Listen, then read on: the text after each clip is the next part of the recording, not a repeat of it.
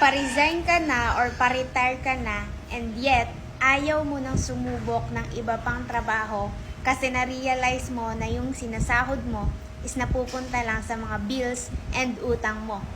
Well, good news for you kasi hindi mo kailangan na umalis ng bahay, hindi mo rin kailangan magpasa ng maraming requirements and hindi mo kailangan na may experience dito sa opportunity na ginagawa ko right now. And ang kaya mong kitain dito, potential 20,000 up to 50,000 per month, depende pa sa sipag and effort na ibibigay mo. This is pure online.